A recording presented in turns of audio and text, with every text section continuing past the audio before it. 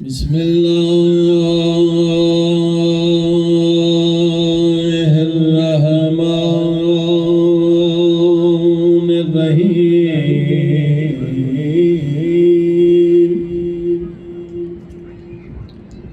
والحمد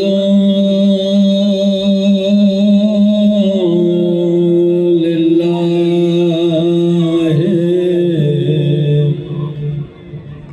رب العالمين صلوات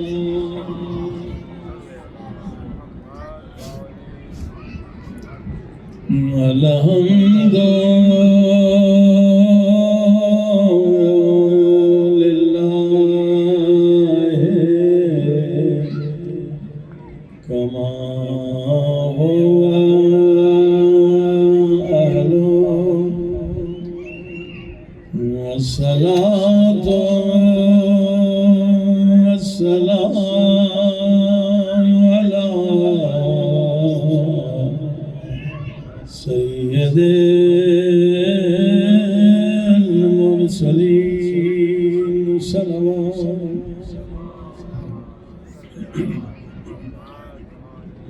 وشفيع المذنبين وخاتم النبيين أبي القاسم محمد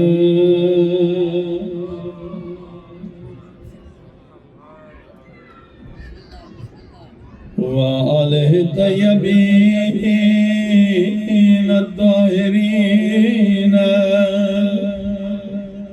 معصومين. زمانے کی امام کے ظہور کے لیے دعا کریں تاکہ سارے فتنے، سارے ظلم اور سارے ظالمین ختم ہو جائیں. اللہم کل ولیک حجت ابن الحسن صلواتک علیہ وعلی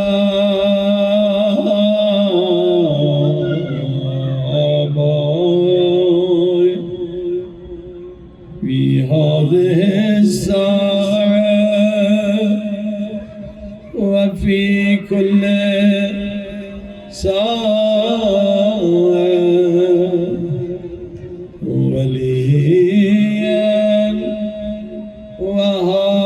وحافظا وقائدا وناصرا ودليلا وعينا حتى تسكنه أرضك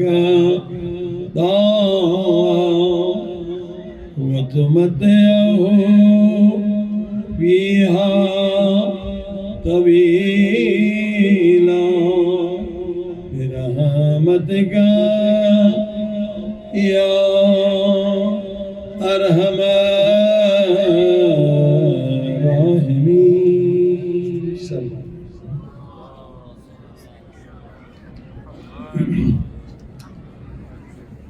أما بعد فقد قال الله تبارك وتعالى في كتابه المجيد بسم الله الرحمن الرحيم إن الذين قالوا ربنا الله ثم استقاموا فلا خوف عليهم ولا هم يحزنون. سلام.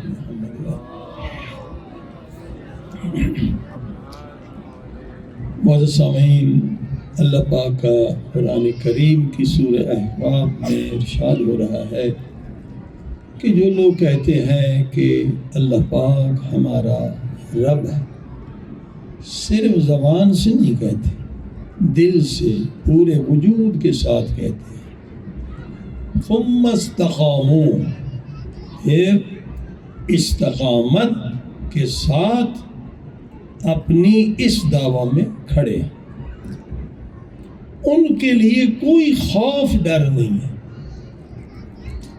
ان کے لیے کوئی پریشانی نہ دنیا میں نہ آخرت میں۔ یہ عظیم الشان مقام ہے صاحبان ایمان کا۔ اسلام نے شرک کو حرام قرار دیا ہے، نجس قرار دیا ہے، اور اللہ پاک کے سوا کسی بھی شخص کا خوف ہے، کسی بھی حکومت کا خوف ہے، کسی چیز کا بھی خوف ہے تو وہ شرک ہے، اور شرک نجس ہے، ناپاک ہے۔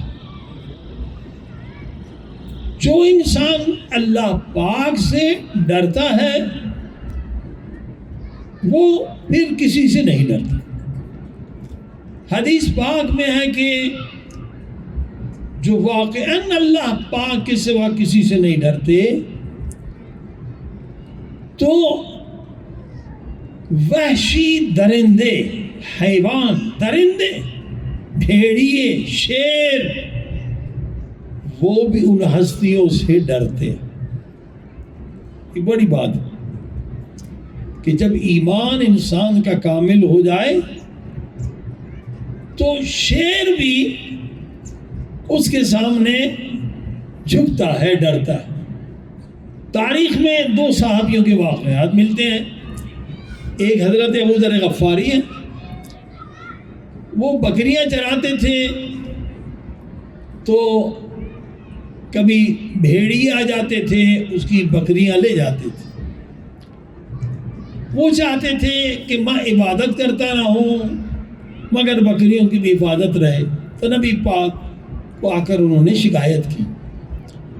نبی پاک نے فرمایا جنگل میں ایک شیر ہے، تو میرا صحابی ہے، تو اللہ سے ڈرنے والا ہے، اس کو میرے سلام کہنا، وہ تیرے بکریوں کا محافظ ہوگا، تو نماز پڑھتے رہنا، صلوات پڑھ دے محمد والے۔ ٹھیک ہے۔ اور ایک دوسرا صحابی جسے حاکم شام کے سپاہی گرفتار کر کے لے جا رہے ہیں کہ حاکم شام نے اس صحابی پیغمبر، اس صحابی مولا علی کو قتل کرنا تھا، گرفتار ہے۔ رات آتی ہے تو ایک کلیسا، گرجا گھر جو عبادت کی جگہ ہے عیسائیوں کی، وہ نظر آیا تو سب نے کہا کہ بھئی ہم رات یہاں پناہ لیں گے، کیونکہ یہاں ایک خطرناک شیر ہے، جو انسان بھی آئے اسے چیر پھاڑ دیتا ہے، مار دیتا ہے۔ اس صحابی پیغمبر نے، صحابی مولا حسین بھی ہے، صحابی پیغمبر بھی ہے، کہنے لگا میں مشرک کی عبادت گاہ میں پناہ نہیں لوں گا، صلوات پڑھیے محمد والے۔ یہ عیسائی مشرک ہے، یہ کیونکہ عیسائیوں میں بھی فرقے ہوتے ہیں، جیسے جیہو وٹنس والے وہ شرک نہیں کرتے، وہ سچے ہیں، وہ کہتے ہیں خدا ہے، باقی عیسائی کہتے ہیں تین خدا ہے، گاڈ ایک اللہ ہے، ہولی گوسٹ روح القدس، اور جیسس یہ خدا کا بیٹا، یہ شرک ہے۔ تو اس صحابی نے کہا کہ میں اس گرجا گھر میں یا عبادت گاہ میں پناہ نہیں لوں۔ تو وہ چرچ کا پریسٹ بھی آیا، مولوی بھی آیا عیسائی کا، یہ باہر تو مر جائے گا، ادھر خطرناک شیر ہے۔ انہوں نے کہا میں شیر سے ڈرنے والا نہیں، میں صرف اللہ سے ڈرنے والا ہوں، صلوات پڑھ دیں محمد وال۔ وہ سپاہی تو سو گئے کہ اس سے تو مرنا ہی ہے، معاویہ نے بھی اس کو مارنا ہے، یا شیر کھا جائے یا معاویہ مار دے۔ تو مگر وہ جو عیسائی تھا پادری، وہ بیدار رہا کہ یہ بیچارہ مارا جائے گا، اور وہ نماز تہجد شروع کر دی صحابی نے، اتنے میں وہ شیر بھی آ گیا، جو جنگل کا بادشاہ، وہ شیر بھی آ گیا، اور یہ عیسائی مولوی دیکھتا ہے کہ یہ شیر اس صحابی کا طواف کر رہا ہے، اس کا احترام کر رہا ہے، اس پہ کوئی حملہ نہیں کر رہا ہے، اور جیسے اس نے نماز ختم کی تو شیر نے کے قدموں پہ اپنا سر رکھ دیا، صلوات پڑھ دے محمد و آل محمد۔ یہ صحابی کی کرامت دیکھ کر وہ عیسائی مولوی بھی مسلمان ہو گیا، صلوات پڑھ دے محمد و آل۔ تو میں غلط کہہ گیا، حجاج ابن یوسف نے اسے قتل کرنا تھا، معاویہ تو گزر گیا تھا، وہ یہ سپاہی لے کے جا رہے تھے حجاج کے پاس۔ تو آپ نے دیکھا کہ جو اللہ پاک سے ڈرتا ہے پھر اس کی پہچان یہ ہے کہ وحشی حیوان بھی اس سے ڈرتا ہے، کیونکہ ہم ایرے گیرے نتھو کھیرے سے ڈرتے ہیں، پولیس سے ڈرتے ہیں، ملٹری والے سے ڈرتے ہیں، حاکم سے ڈرتے ہیں، میزائل سے ڈرتے ہیں، ایٹم بم سے ڈرتے ہیں، تو پھر شیر بھی ہم سے نہیں ڈرتا، صلوات پڑھ دے محمد و آل محمد۔ یہ دو واقعات سے ایک اور پہچان مل گئی کہ جو اللہ پاک سے ڈرنے والے ہیں، فرمایا حتیٰ کہ یہ جو پرندے اڑتے ہیں وہ بھی اللہ کی اطاعت کرنے والوں کے سامنے جھک جاتے ہیں۔ جو اللہ پاک سے ڈرتا ہے سارے مخلوقات والے اس سے ڈرتے ہیں۔ بس عزیزان گرامی، ہم اپنے موضوع کی طرف چل رہے ہیں۔ کیا ہم زمان و مکان کی قید سے آزاد ہو سکتے ہیں؟ اب تک آپ سن رہے ہیں جی ہاں ہو سکتے ہیں۔ اگر زمان و مکان کی قید سے آزاد ہو گئے تو پھر امام زمانہ کی خدمت میں پہنچنا کوئی مشکل کام نہیں ہے، صلوات پڑھیں محمد و آل محمد۔ قرآن نے بھی بتلایا، احادیث نے بھی بتلایا کہ انسان تیرا مقام جبریل سے بلند ہے، تیرا مقام میکائیل سے بلند ہے، تو ذرا اس گناہوں کے قید خانے سے تو آزاد ہو جا، تو ذرا شیطان کی قید سے تو آزاد ہو جا، تو اللہ تجھے یہ عزت دے گا کیونکہ تو زمان سے بھی بلند ہے، مکان سے بھی بلند ہے۔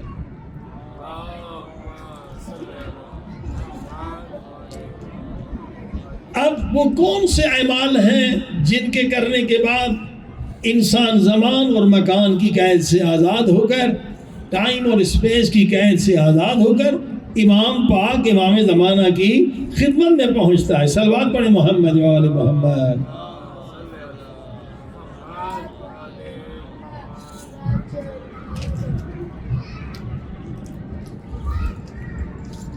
ہر دن سن رہے ہیں کہ ساتوں اعضاء کا پاک ہونا ضروری ہے۔ دیکھیے ایک پرندہ ہے نا، وہ پرواز کر سکتا ہے، پرواز کرنا اس کی فطرت میں ہے۔ انسان کی روح بھی پرواز کر سکتی ہے، پرواز کرنا انسان کی روح کی فطرت میں ہے، مگر انسان کیوں نہیں کر سکتا؟ دیکھیے کوئی پرندہ لے کر آئے، اس کے پر میں چھوٹا پتھر باندھ لیں، چھوٹا پتھر باندھ لیں، پرندہ پرواز نہیں کر سکے گا۔ چھوٹا پتھر اس کے پر میں باندھیں گے وہ اڑ نہیں سکے گا۔ انسان بھی ایسے ہے، اگر اس کے دامن میں ایک گناہ لگ گیا، ایک حرام لگ گیا، ایک نجاست لگ گئی تو وہ پتھر کی طرح اسے پرواز کرنے نہیں دے گی۔ زمان و مکان کی قید سے نکلنا یعنی پرواز کرنا، تو لازمی ہے کہ ساتوں اعضاء ہمارے پاک ہو جائیں، اور ساتوں اعضاء کے بعد جو ہے اہم وہ ہے خود خیال کی طہارت، کہ ہمارا خیال بھی پاک ہو جائے۔ صلوات پڑھیں محمد و آل محمد۔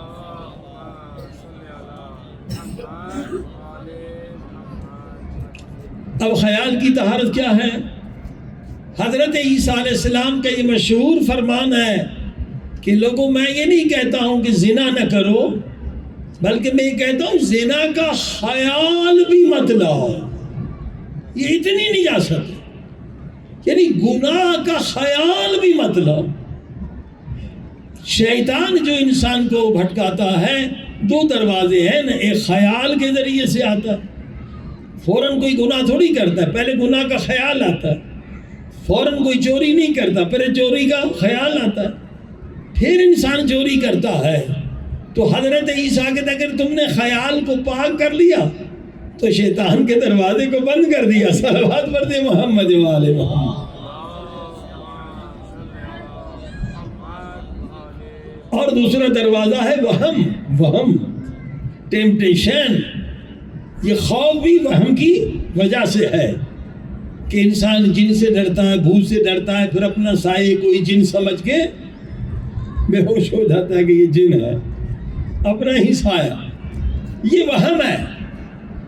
تو عزیزان گرامی، خیال کی طہارت بھی لازمی ہے، اور اللہ پاک نے قرآن میں بتلایا اگر ان طہارتوں کو حاصل کرنا ہے تو تجھے اہل بیت کے در پہ آنا پڑے گا، اس لیے کہ قرآن نے اعلان کیا بسم اللہ الرحمن الرحیم انما یرید اللہ لیذھب عنکم الرجس اہل البیت ویطہرکم تطہیرا۔ صلوات۔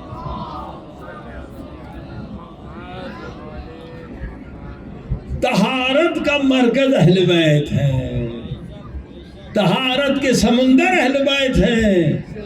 جس نے بھی پاک ہونا ہے اہل بیت کے در سے پاک ہونا، اس کے بغیر ممکن ہی نہیں ہے، کیونکہ یہ ہم نہیں کہتے، قرآن کی آواز، لولا فضل اللہ علیکم، اے مسلمانوں اگر خدا کا فضل اور خدا کی رحمت تمہارے حال میں شامل نہ ہو تو تم میں سے کوئی بھی خود کو پاک نہیں کر سکتا۔ انسان ضعیف ہے بیچارہ، اگر خدا کا فضل اور رحمت تمہارے حال میں شامل نہ ہو تو تم خود کو خود سے پاک نہیں کر سکتے۔ اب فضل و رحمت کہاں سے ملے گا؟ اہل بیت کے پاک در سے ملے گا۔ صلوات پڑھیں محمد۔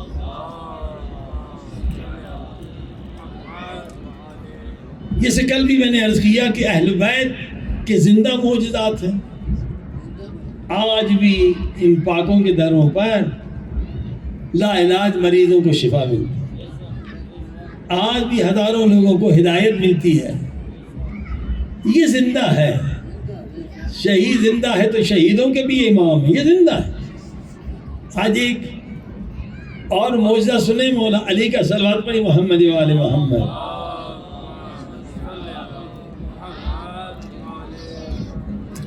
کہتے ہیں ایک زمانے میں نجف اشرف میں ایسا قحط آ گیا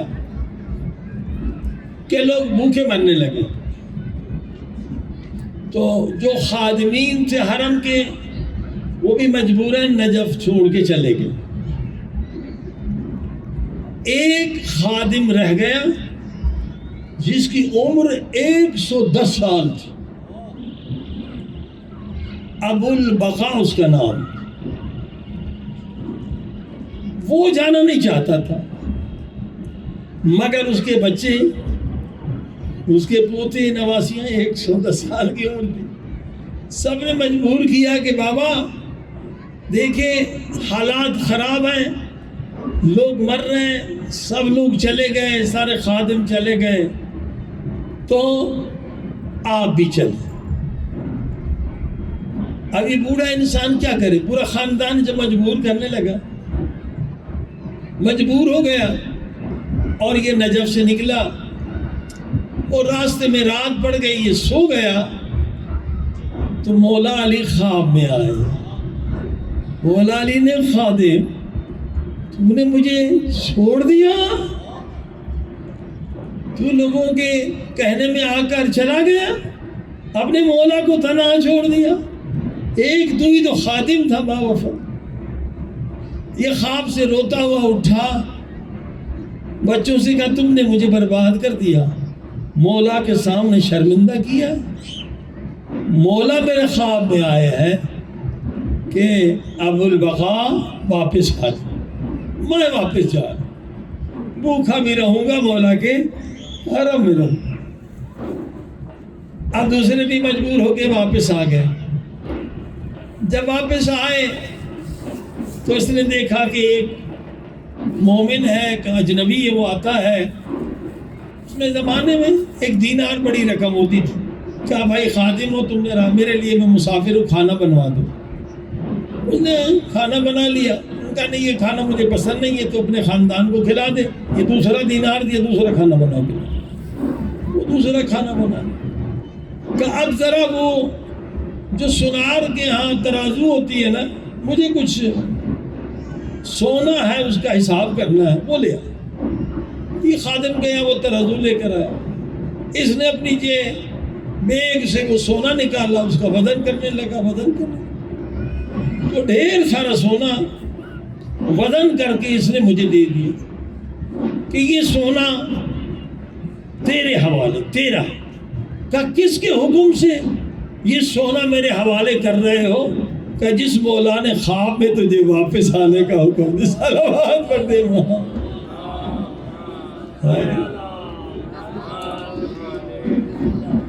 یہ زندہ ہے، سارے امام زندہ ہے۔ عقیدہ ایمان ہونا چاہیے، ایک قصہ نہیں، ایسے ہزاروں قصے، ہزار۔ میں خود یہاں کا قصہ بتاؤں کہ زوار تھے آئے ہوئے قوم میں، تو اس میں کچھ چھوٹی بچیاں بھی تھیں، کچھ بوڑھی خواتین بھی تھی۔ ایک بوڑھی خاتون کو سب نے تنگ کرنا چاہا۔ صلوات پڑھیں محمد و آل محمد۔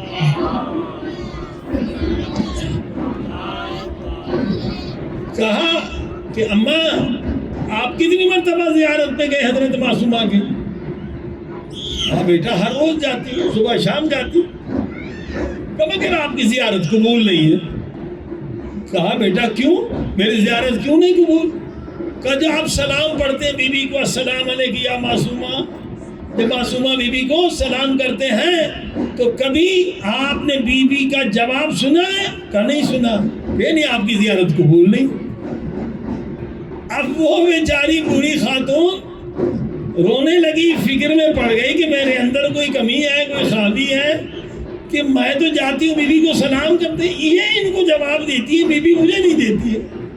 تو اب جو آئی زری پکڑ کے اتنا روئی کہ بی بی میں نے کیا قصور کیا، آپ میرے سلام کا جواب کیوں نہیں دیتی ہے؟ تو اس خلوص کی وجہ سے زری سے آواز آئی وعلیکم السلام، صلوات پڑھ دے محمد۔ زندہ ہے اہل بیت، زندہ ہے، معصومین زندہ ہیں، ان سے شفا بھی ملتی رہتی ہے اور ان کی مدد بھی ملتی رہتی ہے۔ صلوات پڑھ محمد۔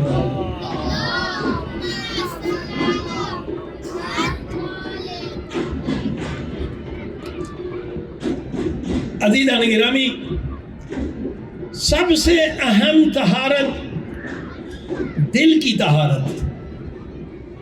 دل اگر پاک ہو جائے تو ہمارے سارے مسئلے حل ہو جاتے۔ دعویٰ تو سبھی کا کہ ہمارا دل پاک ہے، لیکن اگر دل پاک ہو جائے تو پھر امام زمانہ کی زیارت میں دیر نہیں ہوتی۔ صلوات پڑھیں محمد و آل محمد۔ کہیں نہ کہیں کوئی کھوٹ ہے، کہیں نہ کوئی خرابی ہے جسے دور کرنے کی ضرورت ہے۔ اب ذرا حدیث قدسی سنیں، اللہ پاک کیا فرماتا ہے۔ حدیث قدسی یعنی اللہ کا کلام جو قرآن مجید کے علاوہ ہے۔ اللہ فرماتا ہے میرے بندے، لوگوں کو دکھانے والے چہرے کو تو کتنا دھوتا ہے؟ کبھی صابن سے دھوتا ہے، کبھی کریم سے دھوتا ہے۔ اللہ کی شکایت ہے، او میرے بندے، لوگوں کو دکھانے والے چہرے کو تو کتنا دھوتا ہے، کتنا صاف کرتا ہے، مگر میں اللہ تیرے چہرے کو نہیں دیکھتا، تیری دل کو دیکھتا۔ دل کو تو دھوتا ہی نہیں ہے، دل میں نجاستیں بھری ہوئی ہیں۔ ہاں جی، دل پلید ہے، اور تو چہرے کو رگڑ رہا ہے. صلوات پڑھ دے محمد. کتنی پیاری حدیث ہے, اللہ کی شکایت. واقعی ہمارا حال صبح اٹھ کے چہرہ دھوتے مگر دل نہیں دھوتے. شام کو شادی میں جانا ہے چہرہ دھلتے ہیں, زیارت کے لیے چہرہ دھوتے ہیں. ارے بھائی کبھی دل کو بھی تو دھو.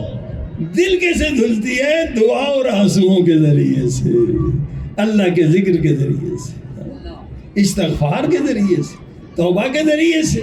تو خدا فرماتا ہے اپنے دل کو دھو.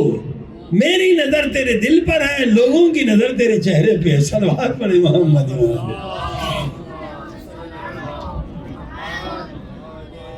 اور امام زمانہ کی نظر بھی دل پر ہے, چہرے پہ نہیں ہے. دل کو پاک کریں تاکہ امام زمانہ کی زیارت نصیب و. صلوات پڑھے محمد و آل محمد.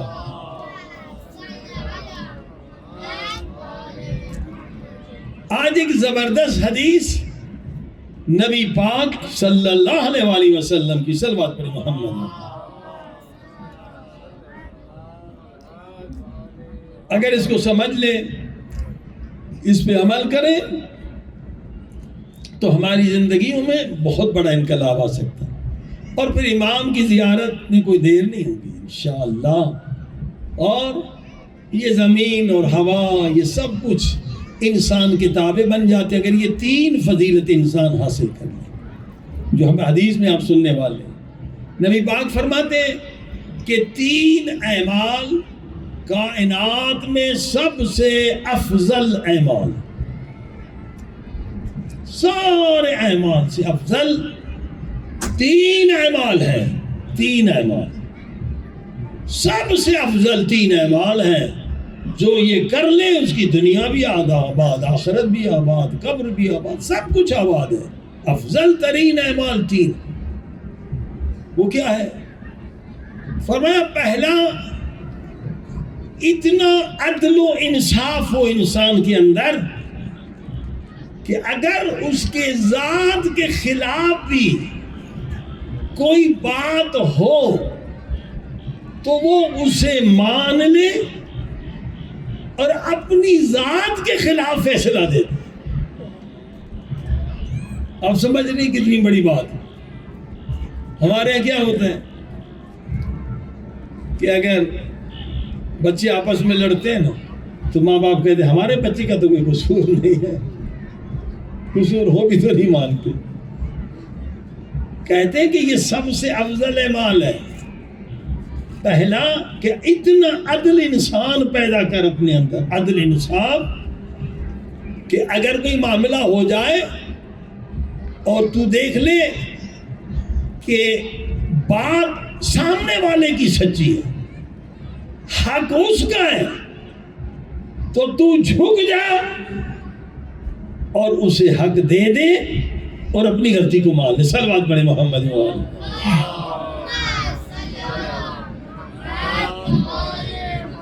سمجھ لیں, یہ بہت بڑی بات ہے. یعنی اگر ذرہ برابر ہمارے اندر ہمارے ذات کی محبت ہوگی تو ہم کبھی اپنے ذات کے خلاف نہیں جائیں گے. مقام فنا فی اللہ کا بھی پہلا درس یہی ہے کہ انسان اپنی غلطی کو مان لے. اگر چیز تیرے خلاف بھی ہے تو اسے تسلیم کر لے کہ ہاں حق میرے ساتھ نہیں ہے, حق اس کے ساتھ. تو نے فرمایا یہ افضل ترین پہلا عمل, یعنی جب تک حب ذات ختم نہیں کریں تو یہ فضیلت ہمیں ملنے والی نہیں ہے. ہم کبھی نہیں جھکیں گے, کبھی نہیں مانیں گے کہ ہماری غلطی ہے. اور دوسری سب سے بڑی فضیلت کیا ہے؟ نبی پاک فرماتے ہیں دوسری سب سے بڑی فضیلت یہ ہے کہ جو تمہارا بھائی ہے, جو تمہارا مومن ہے, تیرا جیب بھی اس کا جیب ہے. سمجھ گئے آپ؟ تیرا جیب بھی اس کا جیب ہے. جتنی اس کو ضرورت ہے وہ پیسے نکال سکتا ہے تیرے جیب سے. صلوات پڑھے محمد. ہاں جی, ہے کوئی مومن ایسا دنیا میں؟ مواسات. ہاں جی، وہ ایک مومن کو خزانہ مل گیا تو مسجد میں آیا، لوگوں آ جاؤ، یہ مجھے خزانہ ملا ہے، سب میں تقسیم. تو پاگل ہے کہ سب کو کیوں دے رہا ہے؟ تجھے ملا ہے. کہا میں ہر روز مسجد میں آ کے دعا کرتا ہوں، پروردگار سب کو جنت دے دے، پروردگار سب کو یہ دے دے. جنت بڑی ہے، خزانہ بڑا ہے.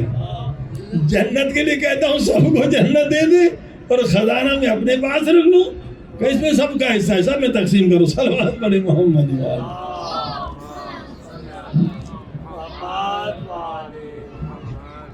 یعنی میری جیب مومن کی جیب ہے. تو فرمایا ہم نے اتنا سخی ہو، اتنا مومن ہو. علی ابن مہذیاب 12 سال حج پہ جاتے تھے کہ امام زمانہ کی زیارت نصیب ہو. اور جب زیارت نصیب ہوئی تو اس نے کہا مولا میں 12 سال سے، حج تو ایک واجب ہے، صرف آپ سے ملنے آتا تھا. تو مولا نے کہا کہ ہاں تو آتا تھا، مگر 3 بری عادتیں تیرے اندر تھی. ایک، تیرے دل میں دنیا کی محبت تھی، تو غریبوں کی مدد نہیں کرتا تھا، پیسہ بہت تھا تیرے پاس. اور دوسری صفت صلہ رحم نہیں کرتا تھا، غریب اپنے رشتہ داروں کی مدد نہیں کرتا تھا. یہ مواسات میں آتا ہے، مومن کی مدد، رشتہ داروں کی مدد. اور تیسری بات، تو ایسی باتیں کرتا تھا جس سے مومنین میں اختلافات ہوتے تھے. اب یہ تینوں گناہ مٹا کر آیا ہے تو ہماری زیارت ملی ہے. صلوات پڑھے محمد وآلہ.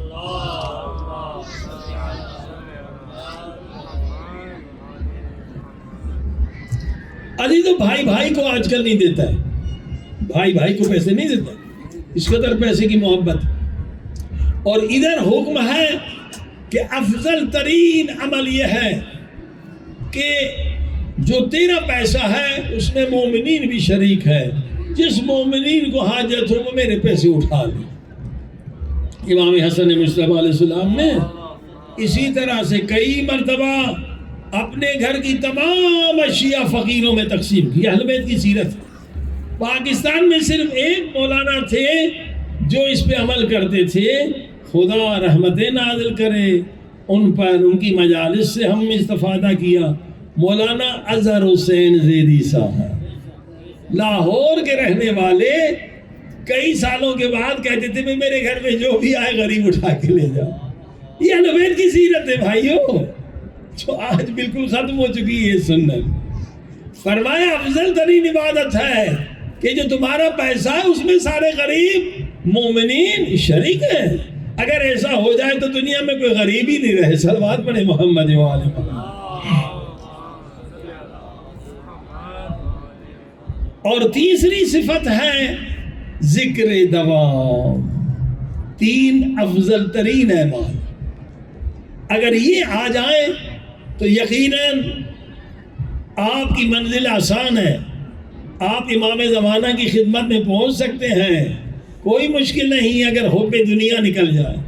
یعنی یہ مواسات یعنی حب دنیا نکلنا، پیسے کی محبت نکل گئی، اپنی ذات کی محبت نکل گئی اور ذکر دوام مل گیا. یہ 3 چیزوں کے ذریعے سے انسان کی روح پرواز کر سکتی ہے، زمان و مکان کی قید سے نکل سکتی ہے اور امام زمانہ کی خدمت میں پہنچ سکتی ہے. صلوات میرے محمد وآلہ. اب یہ کہنے کو تو 5 منٹ میں ہم نے کہہ دیا، آسان ہے، مگر کرنے کے لیے 40 سال کی ریاضت چاہیے. بھائیو آسان نہیں ہے. اپنے ذات کی محبت نکالنا آسان نہیں ہے، دنیا کی محبت نکالنا بہت مشکل کام ہے.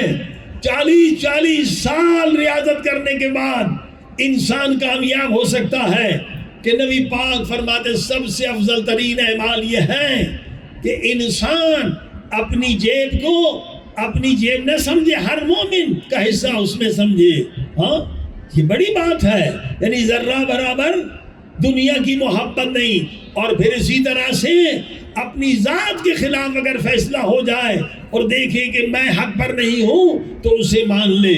اور تیسری چیز ذکر دوام. تو یہ سفر تو 40 سال کا ہے، مگر عزیزو یہ 40 سال کا سفر ایک سال میں طے ہو سکتا ہے اگر 2 عمل کریں. وہی آج سیکھنا ہے. صلوات پڑھی محمد والے.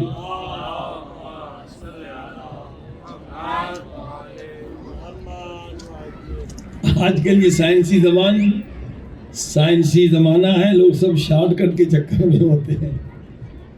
شارٹ کٹ بھی ہے جو اہل بیت نے بتلایا ہے. 40 سال کا سفر 1 سال میں طے ہو سکتا. 2 چیزیں کرنے کی ضرورت. وہ 2 چیزیں کیا ہیں؟ ایک ہے توسل اہل البیت، اہل بیت کا توسل، یعنی ہر روز یا زیارت عاشورہ پڑھیں، یا زیارت آل یاسین پڑھیں، یا زیارت وارثہ پڑھیں، یا دعائے توسل پڑھیں. یہ صرف اس کام کے لیے نہیں، تمام مشکلات کا حل توسل ہے. ایک شخص حج پہ گیا، راستہ بھٹک گیا. آج کل تو آسان ہے، پہلے حج میں کتنے لوگ جاتے تھے تو کچھ مر جاتے تھے، راستہ بھٹک جاتے. یہ سعودی اس زمانے میں فقیر تھے، ڈاکو تھے، حاجیوں کو مارتے تھے، لوٹتے تھے. اب ان کے پاس پیسہ آ گیا. پہلے یہ لٹیرے تھے، اکثریت نہ کہ سب، تو راستے خطرناک ہوتے تھے. تو ایک مومن بیچارہ راستہ بھٹک گیا اور قافلہ نکل گیا، سو گیا اور رہ گیا جنگل میں، ریگستان میں، نہ پانی ہے نہ. تو اسے دعا امام زمانہ یاد تھی، الہی ازم الملا، کہ مولا امام زمانہ میری مدد کرے، میں جنگل میں مر جاؤں گا، یہ ہو جائے. تو دیکھا کہ نوجوان آئے کہ کیوں رو رہے ہو؟ کہ قافلہ چلا گیا. تو زیارت عاشورہ پڑھو، مشکل حل ہو جائے. اس نے زیارت عاشورہ پڑھنا شروع کی، مگر مسئلہ حل نہیں ہوا. پھر وہ نوجوان آئے، ابھی تک تم نہیں گئے؟ کہا مجھے کوئی بتانے والا نہیں، کدھر جاؤں؟ فرمایا زیارت جامعہ پڑھی. پھر اس نے زیارت جامعہ پڑھی، اور اس کے بعد یعنی رات کا وقت. پھر وہ نوجوان آئے کہ ابھی تک کیوں نہیں گئے؟ کہا قبلہ کوئی رہنما نہیں ہے. فرمایا نماز تہجد پڑھو، نماز تہجد پڑھو، تمہاری مشکل حل ہو جائے گی. اس نے نماز تہجد پڑھنا شروع کی. اب پھر وہی نوجوان آئے، فرمایا صلاۃ اللیل، نماز تہجد کو ترک نہ کرنا. 3 مرتبہ کا نماز تہجد، نماز تہجد. پھر کہا زیارت عاشورہ، زیارت عاشورہ کو ترک نہ کرنا. زیارت جامعہ، زیارت جامعہ. کہ اپنا ہاتھ میرے ہاتھ میں دے. بس چند قدم چلے تو سامنے قافلہ تھا، یہ نوجوان غائب ہو گیا. صلوات پڑھ دے محمد والے. یقیناً امام زمانہ تھے، تحل عرض کے ذریعے سے اسے پہنچا دیا. تو یہ زیارت توسل ہے. انسان کی زندگی میں ایک توسل ہر روز ضروری ہے. اور دعائے توسل تو سب سے آسان ہے، اس کے معجزات بھی. ہر نماز کے آپ بات پڑھیں، آپ دیکھیے کتنے مریضوں کو شفا ملی ہے، کتنے کی حاجات پوری ہوئی ہے. تو توسل کے ذریعے سے 40 سال کا سفر 1 سال میں ہو جاتا. اور دوسرا عمل ہے قربانی، ایثار، فداکاری. اگر انسان ایثار کرے، فداکاری کرے، تو اس کے ذریعے سے بھی 40 سال کا سفر 1 سال میں ہو جاتا. اب ایک واقعہ سنیں کہ ایثار کیسے ہوتا ہے. صلوات پڑھیں محمد وآلہ وسلم.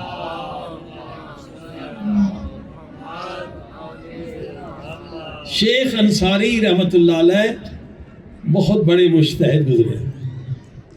امام زمانہ کی خصوصی نظر تھی ان پر، خصوصی لطف تھا. ان کے ذریعے سے امام زمانہ علیہ السلام نے بڑی بڑی سازشوں کو ختم کروا دیا. آج جتنے مجتہدین آپ دیکھ رہے ہیں ان کی کتابیں پڑھ کر مجتہد ہوتے ہیں.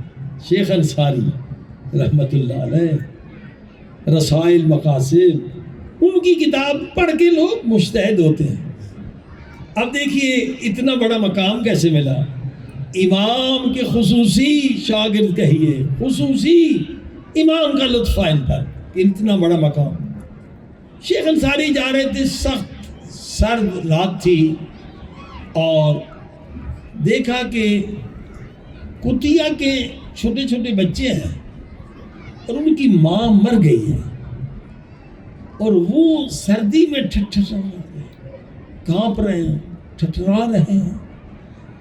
کہا کہ یہ بیچارے مر جائیں گے جیسے ان کی ماں مر گئی. اب پتہ ہے کتا نجس ہے.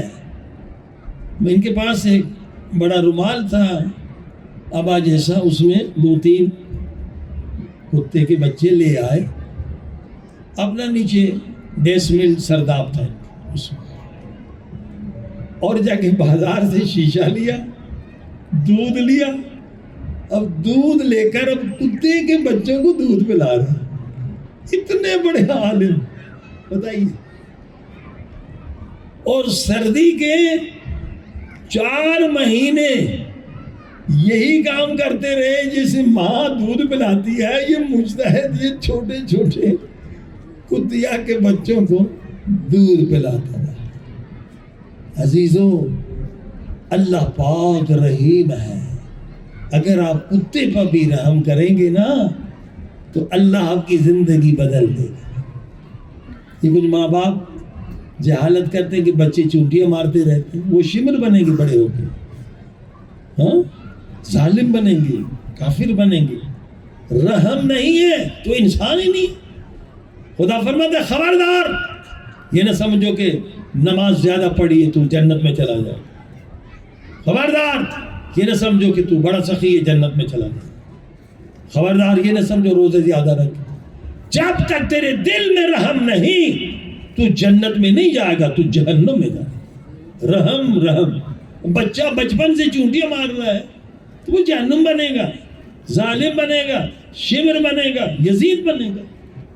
کتیا کے بچوں پر 4 مہینے شیخ انصاری نے کتیا کے بچوں کو ایسے دودھ پلایا جیسے ماں بچوں کو پلاتی ہے.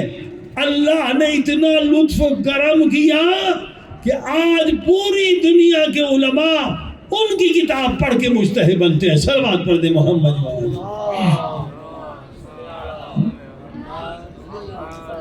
رحم.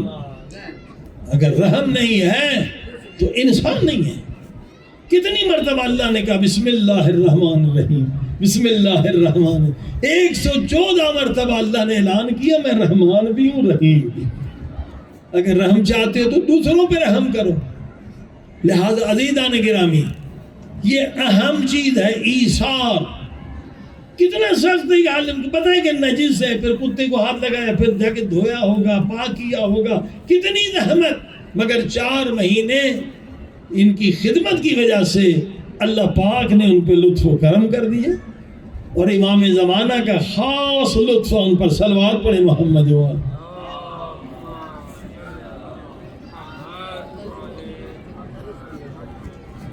باردی و صلوات.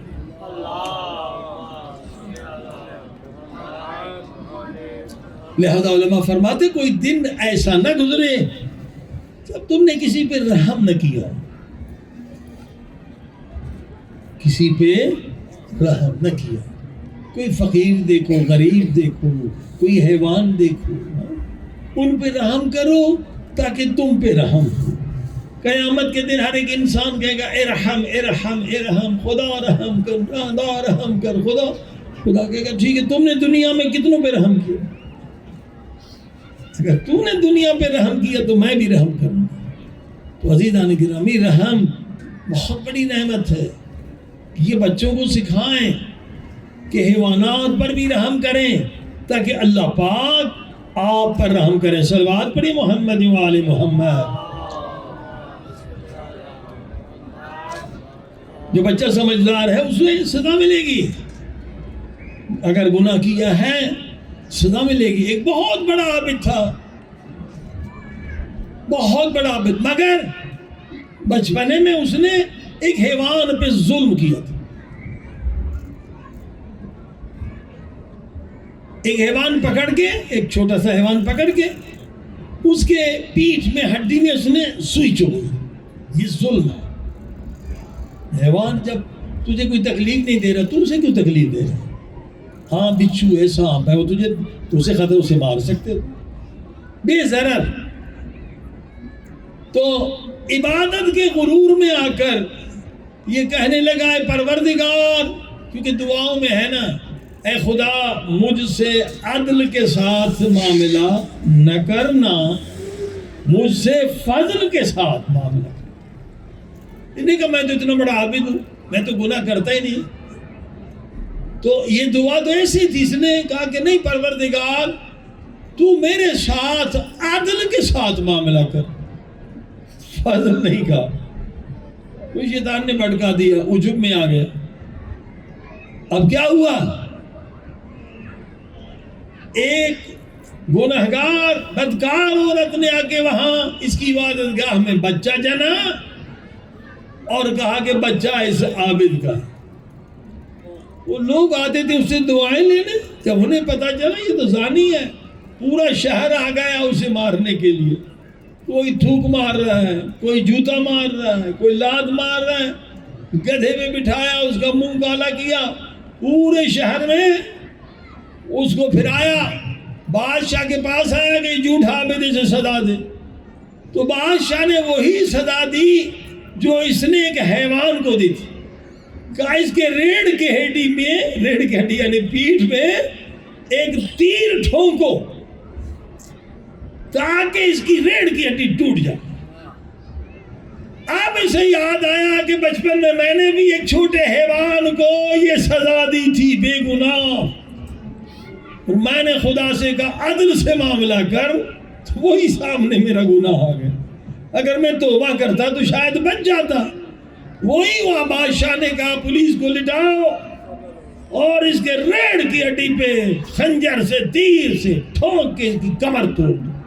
عزیزان گرامی، واقعاً کبھی انسان یہ نہ کہ خدا عدل کے ساتھ ہمارا معاملہ، ہم نہیں کر سکتے، ہم جواب نہیں دے سکتے۔ ہم چلتے ہوئے کتنی چونٹیوں کو مار دیتے ہیں، اللہ نے آنکھیں دی ہیں دیکھتے نہیں، اسی کا حساب کریں کیسے جواب دیں گے؟ وہ بھی اللہ کی مخلوق ہے۔ حتیٰ کہ چونٹیاں کوئی گناہ نہیں کرتی ہیں، بلکہ سورہ نمل میں ہے کہ یہ چونٹیاں اللہ کی عبادت کرتی ہیں۔ حضرت سلیمان نے جب چونٹی سے بات کی تو کہا اس وقت ہمارے عبادت کا ٹائم ہے، ہم عبادت کرنے جا رہے ہیں۔ یہ چونٹی جسے اللہ نے کچھ بھی نہیں دیا یہ عبادت کر رہی ہے۔ یہ انسان جو ہزاروں نعمتوں میں غرق ہے، اگر یہ عبادت نہ کرے تو کتنا بدبخت ہے، ہاں کتنا غافل ہے۔ چونٹی جو بیچاری پاؤں میں پامال ہو جاتی ہے، حضرت سلیمان نبی سے کہا کہ اس وقت ہماری عبادت کا وقت ہے، لیکن یہی چونٹیاں جب مولا علی کو دیکھتی ہیں تو گھروں سے نکلتی ہیں۔ سلمان فارسی کہتا ہے پاک ہے وہ اللہ کی ذات جو چونٹی کی تعداد کو جانتا ہے۔ مولا علی کہتے سلمان یہ نہ کہو چونٹی کی تعداد کو تو میں علی بھی جانتا ہوں، میں یہ بھی جانتا ہوں ان میں نر کتنے ہیں مادہ کتنے۔ یہ کہہ کر مولا نے چونٹی کو اپنے ہاتھ پہ رکھا، کہا اے چونٹیوں کے سردار تم اپنے گھروں سے کیوں نکل رہے ہو؟ سردار کو بھی پہچان لیا۔ کہا مولا اس وقت ہماری عبادت کا وقت تھا، اس وقت ہماری عبادت کا وقت تھا۔ ادھر حضرت سلمان نبی کو بھی کہا ہماری عبادت کا وقت ہے، ہم اپنے گھروں میں جا رہے ہیں۔ ادھر مولا علی سے کہا یا علی اس وقت ہماری عبادت کا وقت تھا، لیکن جب میں نے آپ کو دیکھا میں نے حکم دیا مرکز عبادت علی کے چہرے کی زیارت کرو۔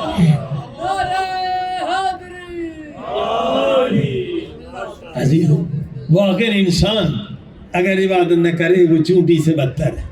چونٹی کو اللہ نے کوئی نعمت نہیں دی، دیکھیں کوئی نعمت نہیں دی ہے، ہم نعمتوں میں غرق ہیں، پھر بھی اللہ کی عبادت نہ کرے وہ بیچاری پاؤں میں آ جاتی ہے، وہ بیچاری پامال ہو جاتی ہے، کبھی وہ ڈوب جاتی ہے۔ ہاں اسی لیے فرمایا اقیموا الصلاۃ ولا تکونوا من المشرکین، نماز پڑھو۔ جو نماز نہیں پڑھتا پوری دنیا اسے مسلمان کہے مگر قرآن اسے مشرک کہے، اور مشرک کون ہے؟ نجس ہے، یعنی جو انسان نماز نہیں پڑھتا اس کا کھانا پینا نجس ہے۔ وہ زمین پہ چلتا ہے زمین لعنت کرتی ہے، وہ نمک حرام، اللہ کا کھاتا ہے اللہ کا سجدہ نہیں دیتا۔ جس خدا نے ماں کے پیٹ سے لے کر آج تک تجھے رزق دیا ہے اس کے بلانے پر نہیں آتا۔ کتا ہے نا، کتا نجس ہے، بچا کچھ کھانا اسے دے، 1 ہفتہ دے، 1 مہینہ دے، کوئی خاص کھانا نہیں جو بچ جائے دے دیا، جو باسی ہو جائے وہ دے دیا۔ اب اس کو بلائیں وہ دوڑتا ہوا آتا ہے، وہ دوڑتا ہوا آتا ہے۔ مولا کہتے ہیں یہ سارے حیوانات تیری ہدایت کے لیے ہیں، کتا ہے نجس ہے مگر نمک حرام نہیں ہے، وفادار ہے، مالک کے بلانے پر آ جاتا ہے۔ تو آواز سنتا ہے حی علی الصلاۃ، یعنی خدا کی طرف سے یہ اعلان ہے نا، آ جا، تیرے ہی لیے فائدہ ہے، تیرے قبر کا سرمایہ ہے۔ مگر تو اگر نماز نہیں پڑھتا تو کتا با وفا، تو بے وفا۔ ہاں؟ کتا نمک حرام نہیں، تو نمک حرام۔ اس لیے حدیث میں ہے کہ کتا کہتا ہے میرے اللہ تیرا شکر ہے تو نے مجھے کتا بنایا مگر میں بے نمازی ہوں۔ بے نمازی ہونا اتنی بری چیز ہے۔ ایک اور حدیث سنیں، امام جعفر صادق علیہ الصلوۃ والسلام فرماتے ہیں کہ اگر کوئی جان بوجھ کے نماز نہ پڑھے تو وہ کافر ہے۔ جان بوجھ کے نماز نہ پڑھے وہ کافر۔ صحابی پریشان ہو گئے، ایک صحابی کھڑے ہو کر کہنے لگا مولا اگر کوئی شراب پیے وہ کافر ہے؟ امام نے کہا نہیں، بہت بڑا گناہ ہے، گناہ کبیرہ کیا مگر کافر نہیں۔ تو کہا مولا اگر کوئی زنا کرے کیا وہ کافر ہے؟ امام نے کہا نہیں، وہ بھی بہت بڑا گناہ ہے، اس سے بڑا گناہ ہے، وہ گنہگار ہے مگر کافر نہیں۔ تو کہا مولا آپ یہ کیسے کیوں کہہ رہے ہیں کہ جو نماز نہ پڑھے وہ کافر؟ شرابی کافر نہیں، زانی کافر نہیں، بے نمازی کافر کیسے؟ اب امام نے دلیل دی۔ امام نے کہا دیکھ، جو زنا کرتا ہے شیطان اسے فریب دیتا ہے، دھوکہ دیتا ہے کہ زنا میں لذت ہے، 2-4 منٹ کی لذت ہی صحیح ہے، پس تو حقیر ذلیل لذت کی وجہ سے گناہ کرتا ہے۔ مگر یہ بتا کہ نماز نہ پڑھنے میں کیا لذت ہے؟ نماز نہ پڑھنے میں کوئی لذت ہے؟ کہا نہیں۔ تو کہا اب جو نماز نہیں پڑھتا اس لیے نہیں پڑھتا کہ نماز کو حقیر سمجھتا ہے، نماز کو پس تو حقیر سمجھتا ہے۔ اب نماز کا حکم کس نے دیا؟ سب سے پہلے اللہ نے دیا، پھر نبی پاک نے دیا، پھر مولا علی نے دیا۔ وہ اس لیے کافر ہے کہ اللہ کو بھی حقیر سمجھ رہا ہے، نبی کو بھی حقیر سمجھ رہا ہے اور مولا علی کو بھی حقیر سمجھ رہا ہے۔ حکم تو نماز کا اللہ نے دیا، اقیموا الصلاۃ، پھر نبی نے دیا۔ تو جو اللہ نبی علی کو حقیر سمجھے وہ کافر نہیں تو کیا مسلمان ہے؟ صلوات پڑھیں محمد۔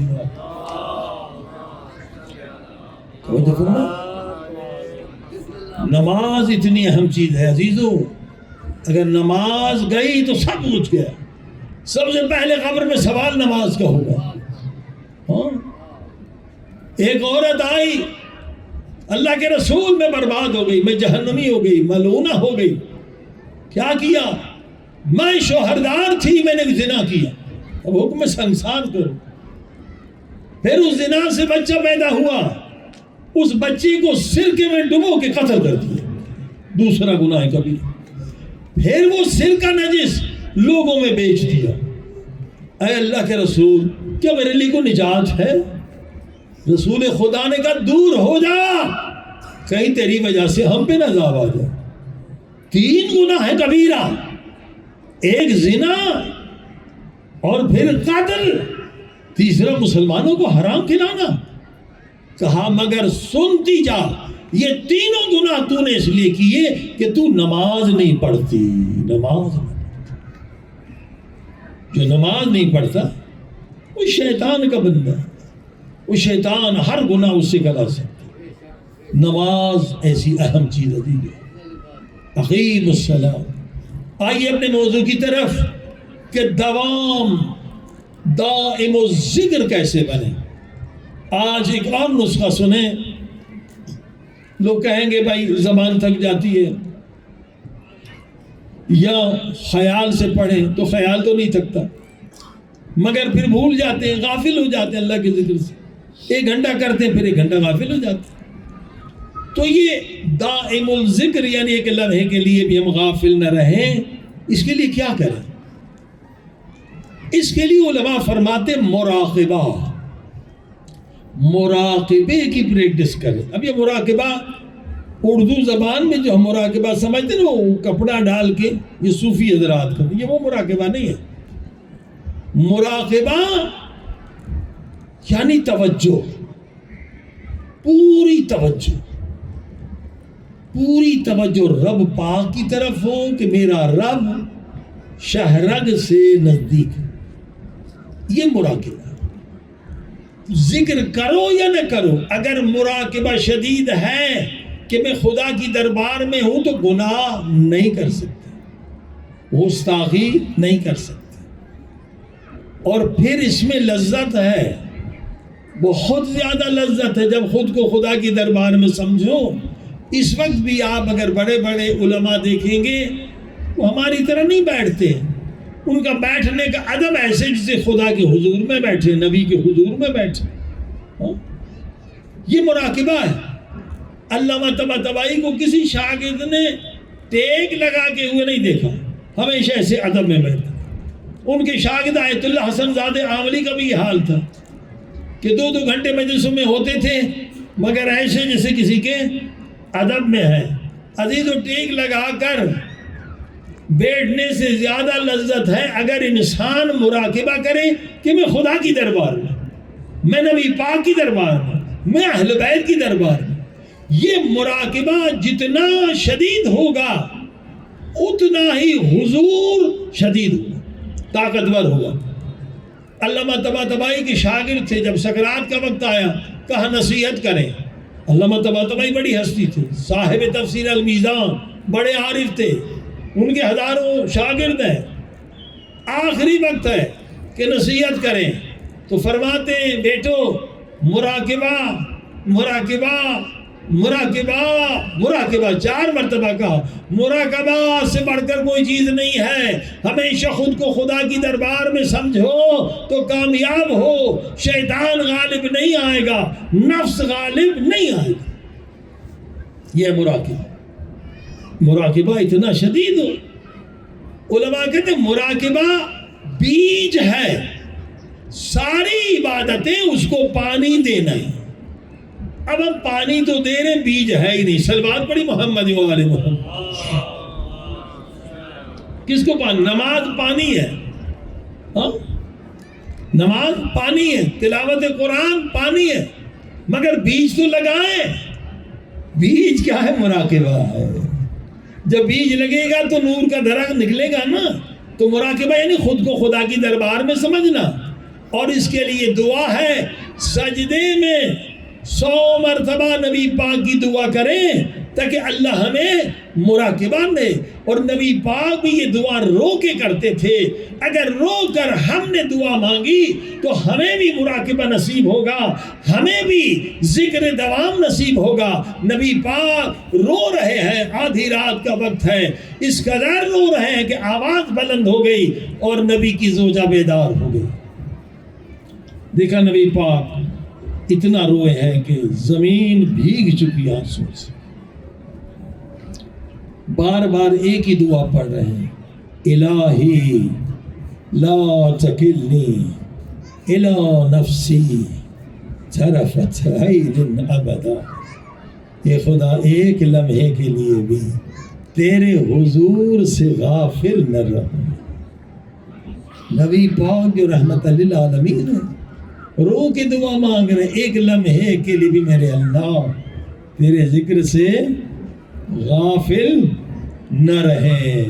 اللہ اکبر. یہ ذکر کم سے کم سجدے میں ہمیں بھی رو کر ایک تسبیح کرنا چاہیے تاکہ مراقبے کی حالت میں. یہ ریاضت ہے، یہ عمل ہے، اس کے بغیر دوام ہمیشہ ذکر میں مشغول نہیں رہ سکتے اور اس میں ہم واسطہ بھی دے سکتے. الہی لا تکلنی الی نفسی طرفت عین ابدا بدم الحسین مظلوم. رونے کے لیے یہ واسطہ کافی ہے. اے خدا حسین مظلوم کے خون کے واسطے مجھے ایک لمحے کے لیے خود سے غافل نہ فرما، ہمیشہ تیرے حضور میں رہوں، تیرے ذکر میں مشغول ہوں۔ کیونکہ یہ سب کو جملہ یاد نہیں ہوگا، طالب علموں کو تو یاد ہوگا، اس لیے میرے ساتھ پڑھے۔ الہی لا تکلنی الی نفسی طرفۃ عین ابدا بدم حسین مظلوم علیہ السلام۔ دوبارہ پڑھیں۔ الہی لا تکلنی الی نفسی طرفۃ عین ابدا بدم حسین مظلوم علیہ السلام۔ انشاءاللہ اگر یہ دعا قبول ہو گئی دنیا آخرت میں کامیاب ہے۔ اسی کے بعد اس دعا کی قبولیت کے بعد مراقبہ شدید ہوگا، تو جو غفلت کے پردے ہیں وہ انشاءاللہ ہٹ جائیں گے۔ عزیز و کل بھی عرض کیا تھا کہ پروردگار نے ہمیں وہ دن دکھایا ہے کہ یہ اسلام کی بھی فتح ہے، شیعت کی بھی فتح ہے، معمولی فتح نہیں۔ 300 سال تک مسلمان غلام رہے، کالونیزم، کہیں برطانیہ کی حکومت تھی، کہیں فرانس کی، کہیں ہالینڈ کی، کہیں جرمنی کی، غلام تھے مسلمان۔ 300 سال ہم غلام رہے مسلمان، ذلیل ہوتے رہے ہیں ان طاقتوں کے سامنے۔ امریکہ، برطانیہ، فرانس یہ حکومت کر رہی۔ 300 سال کے بعد پہلی مرتبہ ایران نے اس منحوس امریکہ شیطان کبیر کو شکست دی۔ ایک بہت بڑی فتح اور یہ امام زمانہ کے ظہور کی نشانی ہے۔ امام پاک کا انشاءاللہ ظہور نزدیک ہے، تو یہ ایک بہت بڑی عظیم فتح ہے۔ ہم شکر کریں کہ ہم اس زمانے میں زندگی گزاریں۔ لہذا اب ضرورت ہے کہ تعلیم میں نے عرض کیا اور اقتصاد میں بھی ہم امریکہ کو شکست دیں۔ دنیا میں 500 ملین شیعہ ہیں، 700 ملین محب اہل بیت۔ اس وقت سارے اہل سنت بھی ایران کے عاشق بن چکے ہیں۔ وہ کہہ چکے ہیں کہ ہمیں جھوٹا پروپیگنڈا کیا گیا کہ ایران اور اسرائیل ایک ہے۔ یہ سعودی کا پروپیگنڈا تھا، لاکھوں ڈالر خرچ کیے کہ ایران اور اسرائیل ایک ہے۔ اب ہمارے اہل سنت کے بھائی کہتے ہیں کہ ہم نے دیکھ لیا کہ سعودی اور اسرائیل ایک ہے، ایران مجاہد ہے اور اسرائیل کو انشاءاللہ جو نابود کرے گا تو ایران کرے گا۔ 50,000 سے زیادہ فلسطینی شہید ہو گئے، کوئی ملک نہیں آیا، ہمت نہیں کی، مگر ایران نے 2 شیطانی طاقتوں کا مقابلہ کیا، امریکہ کو بھی شکست دی، اسرائیل کو بھی شکست۔ عزیزو اب میدان ہے تعلیم کا۔ جیسے میں نے عرض کیا کہ تعلیم میں جب تک ہم آگے نہیں بڑھیں گے تب تک امریکہ یعنی شیطانی طاقتوں کو شکست نہیں دے گی۔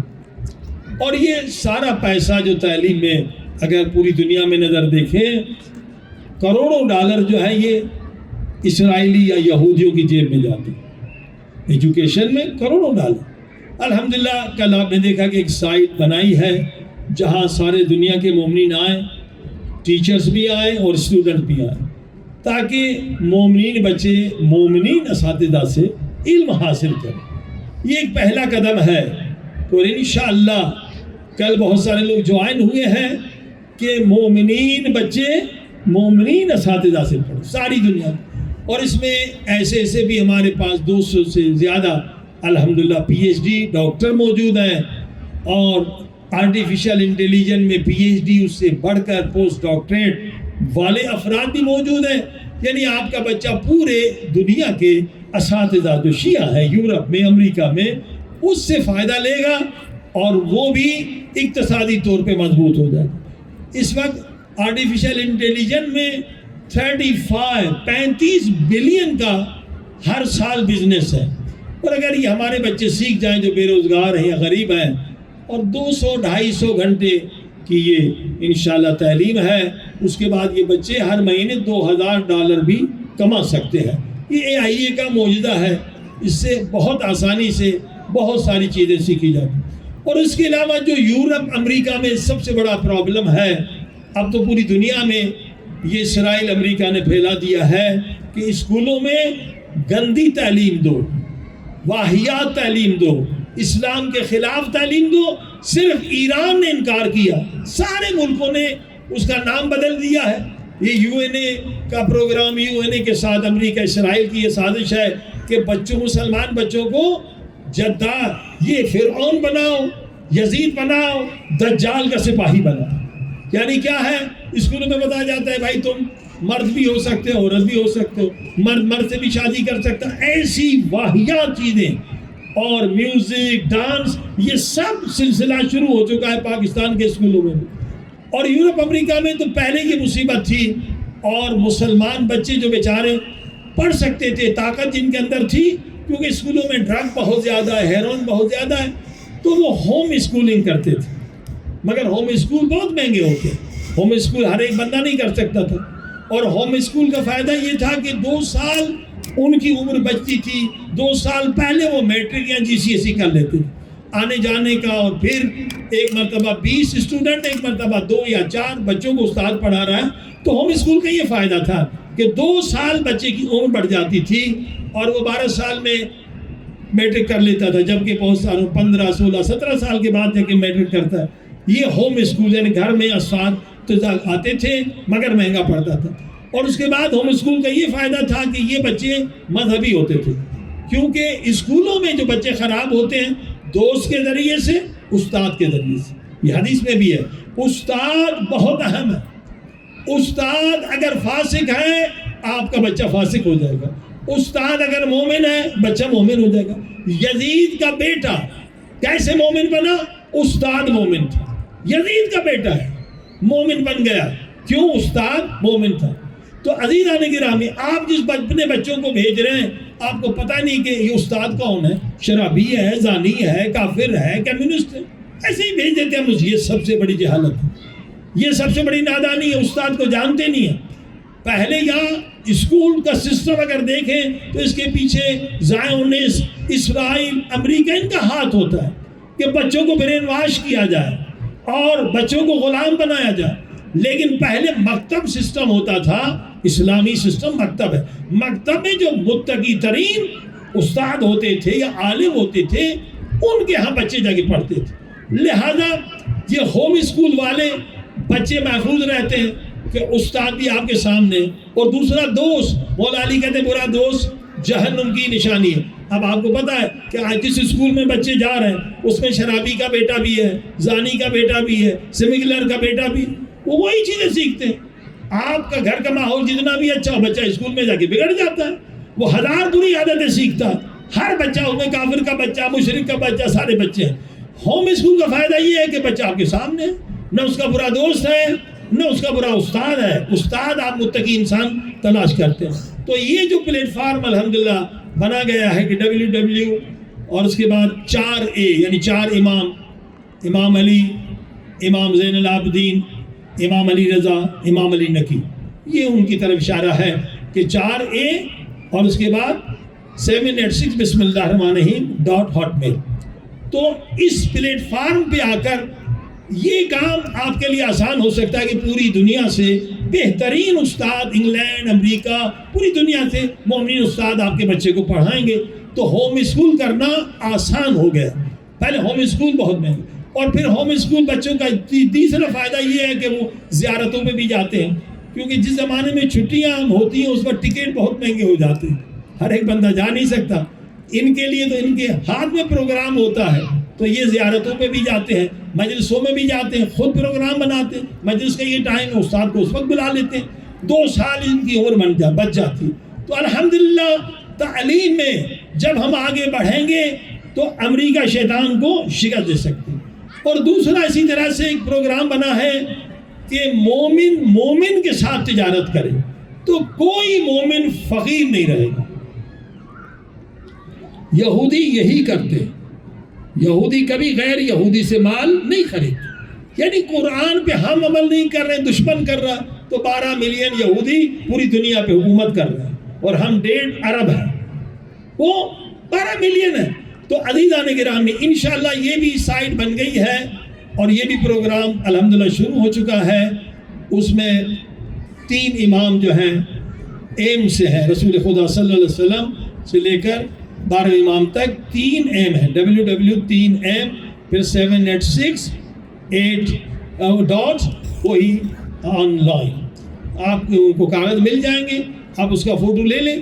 تو جو بھی آپ امپورٹ کرنا چاہتے ہیں، ایکسپورٹ کرنا چاہتے ہیں، پوری دنیا کے مومنین کا نیٹ ورک بنانا۔ دیکھیے مثلا انگلینڈ میں جب ہم رہتے تھے شلوار قمیص لوگ جا کے خریدتے تھے، عید کے دن شلوار قمیص ہم 20 پاؤنڈ میں خریدتے تھے، وہ 5 پاؤنڈ اس کی قیمت تھی، مگر کیوں کہ امپورٹر امپورٹ کرتا تھا، پھر ہول سیلر کو دیتا تھا، وہ بھی فائدہ رکھتا تھا، پھر ریٹیل۔ اب مومن سے تجارت کر سکتا ہے، بھائی مجھے شلوار قمیض 10 کلو آپ بھیج سکتے ہیں پوسٹ کے ذریعے سے، تو بھائی شلوار قمیض بھیج دو، تو ادھر مومن کو بھی 5 پاؤنڈ بچیں گے، ادھر والے کو بھی 5 پاؤنڈ ملیں گے، وہ 10 پاؤنڈ مجھ سے مل جائیں گے۔ ہزاروں چیزیں ایسی ہیں، مومن اگر مومن سے یہ تجارت کرے گا، 500 ملین شیعہ آپس میں تجارت کریں گے، انشاءاللہ کوئی فقیر نہیں رہے گا۔ تو اس میں بھی انشاءاللہ مجلس کے بعد آپ اس فوٹو کو لے لیں اور جوائن ہو جائیں۔ یہ بہترین طریقہ ہے۔ اگر 500 ملین شیعہ کا نیٹ ورک ہو جائے، 700 ملین محب اہل بیت کا، تو امریکہ میں تو صرف 300 ملین لوگ ہیں یا اس سے تھوڑے زیادہ، ہم ان کو سینکشن لگا سکتے ہیں، ہم ان کو تحریم کر سکتے ہیں۔ مسلمانوں کی تعداد جس قدر زیادہ ہے، صلوات پڑھی محمد وآلہ۔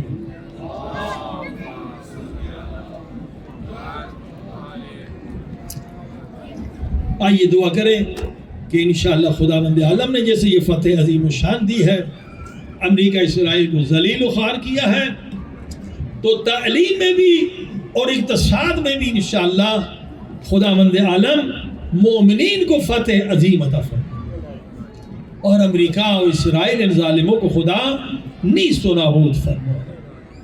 آئیے عزیزو خدا کی بارگاہ میں چلیں، دعا کریں کہ جو پڑھا گیا اور سنا گیا، پڑھنے والوں کو، سننے والوں کو عمل کی توفیق عطا فرمائے۔ صلوات۔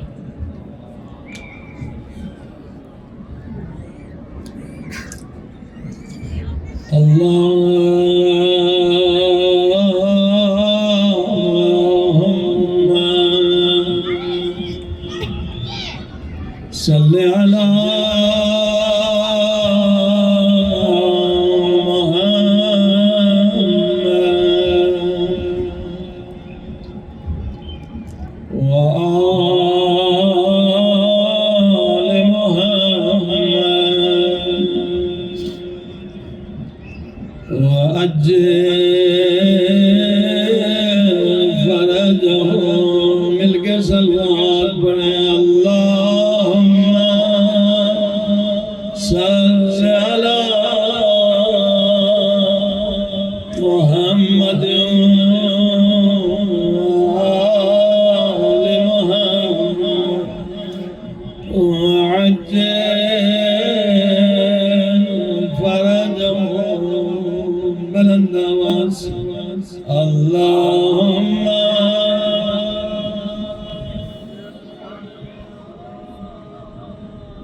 محمد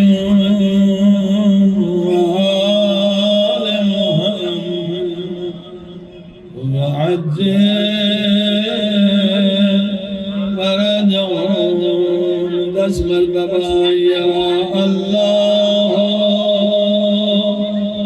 یا اللہ یا اللہ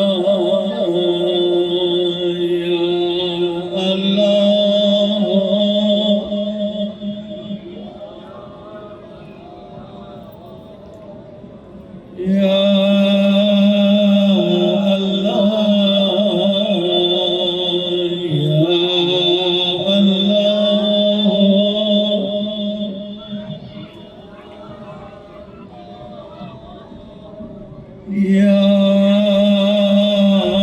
اللہ یا مجیب دعوت مضطری یا کاشف کرب مکروبی سب مل کے گیا غیاث مستغیث یا غیاث مستغیث یا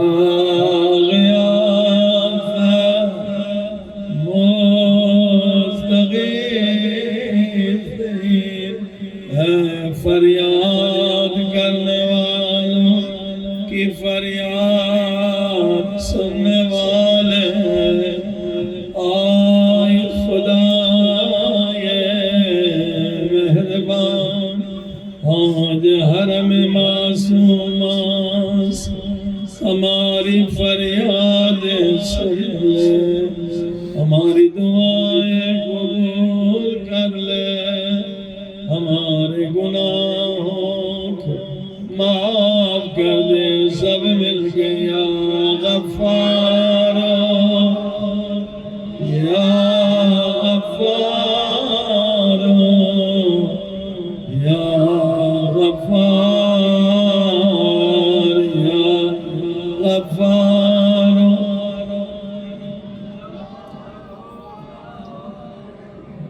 یا جب بھی کوئی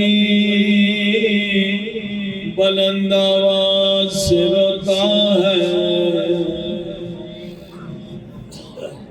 اس کا سوال اس مومن سے جو بغیر آواز کے روتا ہے کئی مرتبہ زیادہ ہو جاتا لہذا امام معصوم جب بھی رو دعا میں رو امام حسین کے غم میں شرما کے نہ رو بلند آواز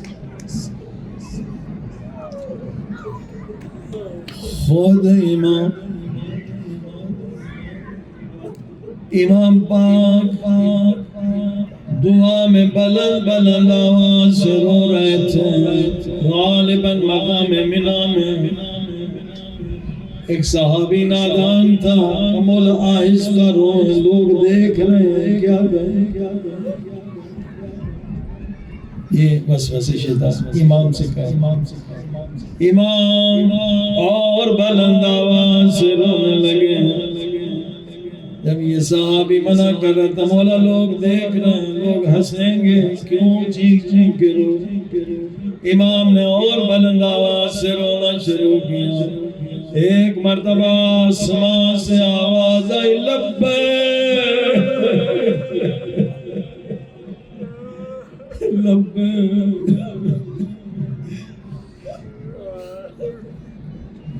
یہی چیز امام زین العابدین نے سکھلائی یا صریخ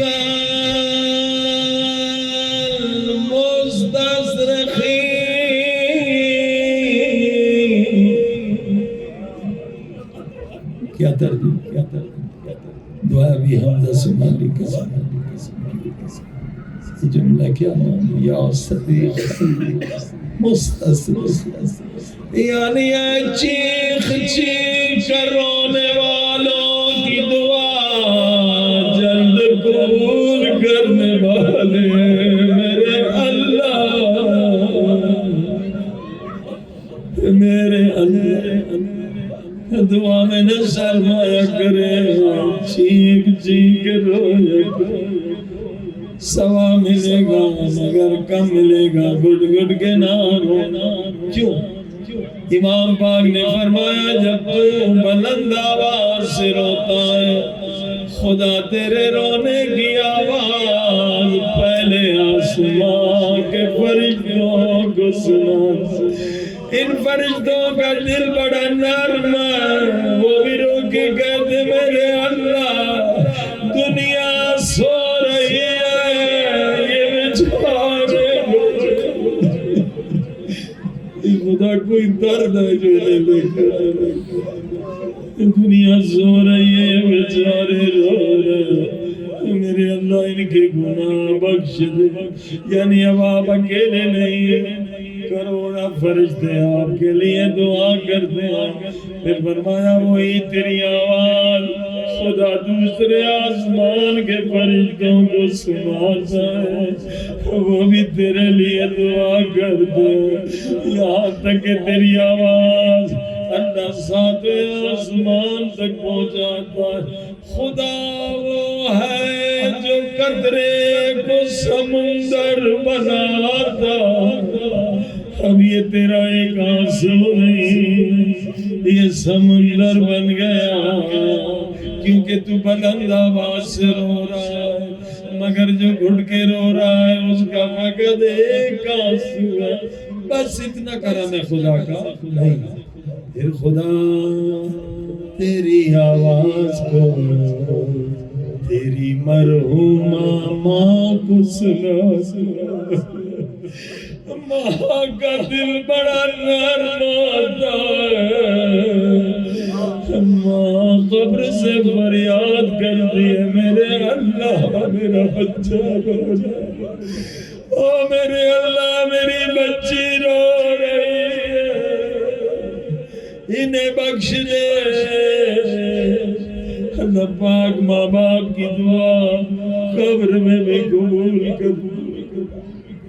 اللہ یہ بلند آواز میں دعا میں رو، مگر فرمایا جب حسین کے غم میں رو تب بھی بلند آواز،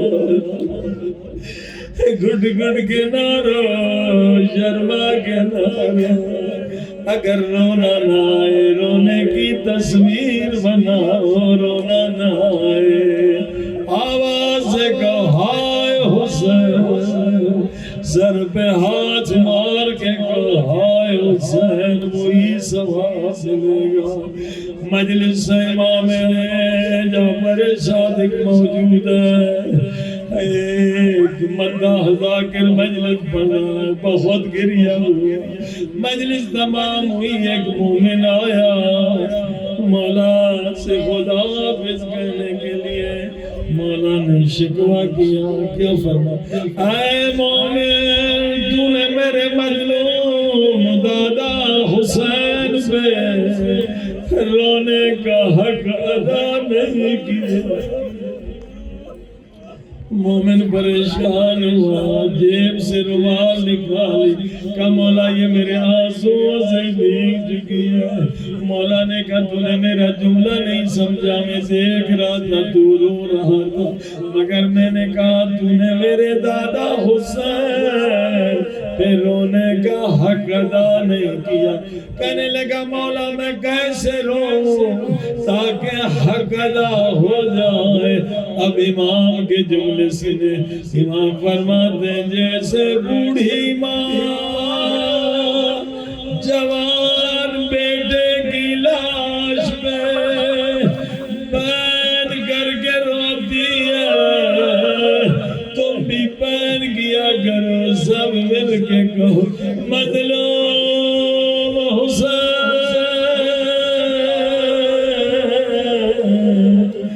غریب الوطن حسین، 3 دن کے پیاسے حسین، اے خدا حسین کے صدقے میں راتوں میں ہم پر رحم کر دے، حسین کی مظلومیت کے صدقے میں ہم سب پہ کرم کر دے، ہمارے گناہ معاف کر دے، ہمیں اس مہینے میں پاک کر دے، روتی آنکھوں سے فریاد کرے یا ارحم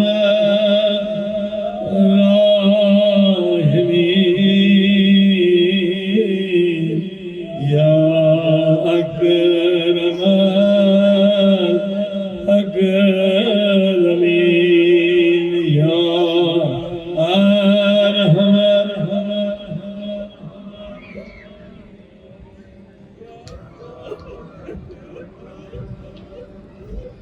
ماشاءاللہ یا ارحم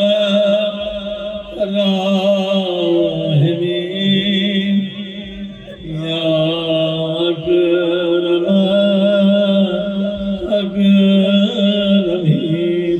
اے عزیزو آج بھی ہمت کریں، اپنی مجلس میں امام زمانہ کو بلائیں۔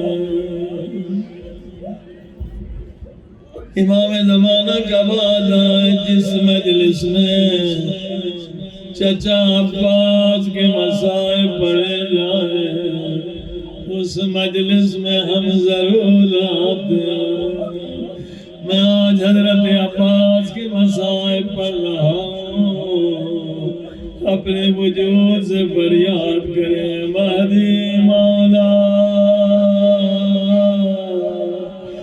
ہم گنہگاروں کی مجلس میں آئیے۔ حضرت عباس بار بار کرے مولا حسین مجھے مرنے کی اجازت دے۔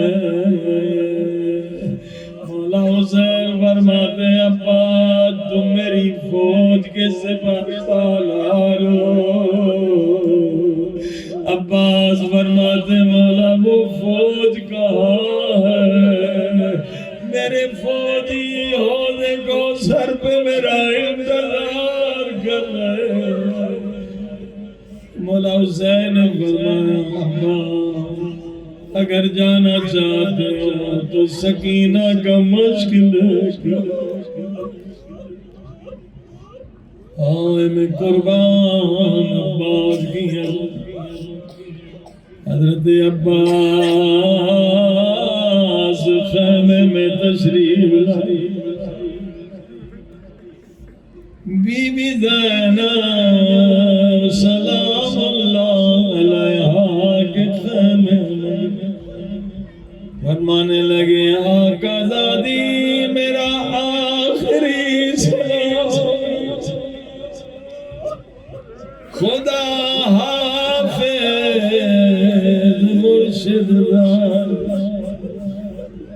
بی بی زینب نے فرمایا عباس میں تجھے روکتی نہیں مگر ایک بات سنتا جا۔ ایک دن میں کوفے میں تھی، بابا علی کی حکومت تھی، بابا مسجد سے آئے واپس گھر میں آئے، کبھی میرے سر کے بوس لے کے روتے تھے، کبھی میرے ہاتھوں کے بوس لے کے روتے تھے۔ میں نے کہا بابا رونے کا سبب کیا ہے؟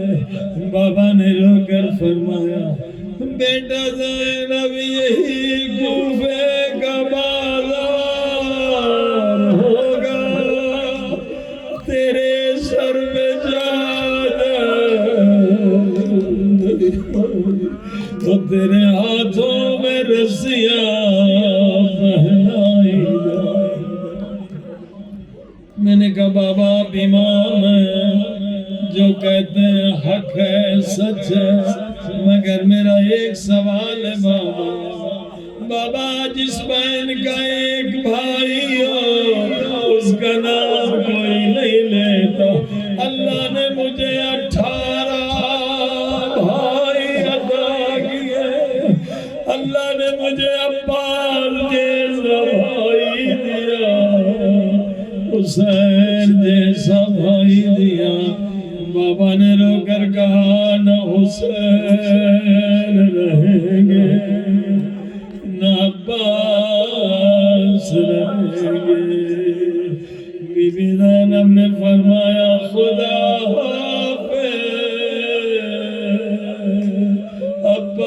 عباس، میں سمجھ گئی میرے چادر چھیڑنے کا وقت قریب ہے، سمجھ گئے خیموں کو آگ لگنے کا وقت۔ حضرت عباس میدان میں گئے، حملہ کیا فوج، بزدل فوج بھاگ گئی، دریا پہ قبضہ کیا، مسجدہ کو بھرا، آئے چلے میں پانی لیا۔ عباس کو گویا اپنی تصویر نظر نہیں آئی، سکینہ کا چہرہ نظر آیا، پانی پھینک دیا۔ دنیا میں مثال نہیں، 3 دن کا پیاسا دریا سے واصل پیاسا، 4000 سوار گھوڑوں پہ تیار ہو، تیروں کی بارش ہو گئی، تنہالی کا اعلان ہے۔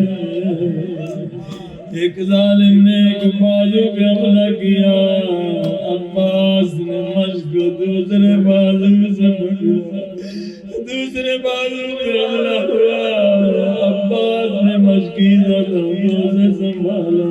اب عباس کے ہونٹ ہلے، عباس نے دعا مانگی، اے میرے اللہ مجھے اپنی جان کی کوئی فکر نہیں، بس یہ پانی حسین کے پیاسے بچوں تک پہنچ جائے۔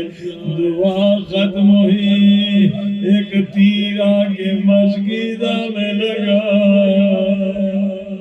اب عباس نے دوسری دعا مانگی، اے میرے اللہ تیری مصلحت کو تو جانتا ہے، اب بغیر مسجدہ خیمے میں نہ پہنچ سکا، اب میری لاش بھی خیمے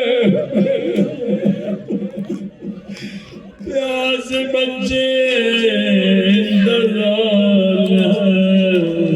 خدا کی آواز آئی،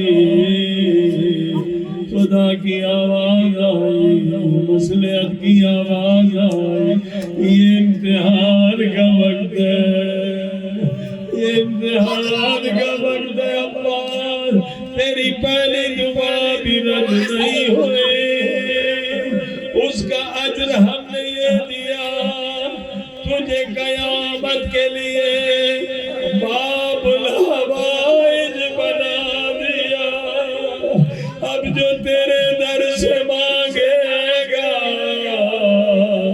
اس کی دعا کبھی رد نہیں ہوگی، اس کی دعا کبھی رد نہیں ہوگی۔ ایک مرتبہ بی بی زینب خیمے سے فریاد کر، حسین کیا دیکھ رہی ہوں، علام کبھی دائیں جھکا، علام کبھی بائیں جھکا، ہائے اب تو علم گر گیا۔ حسین کی آواز آئی، بہن زینب میری کمر ٹوٹ گئی، میرا عباس گر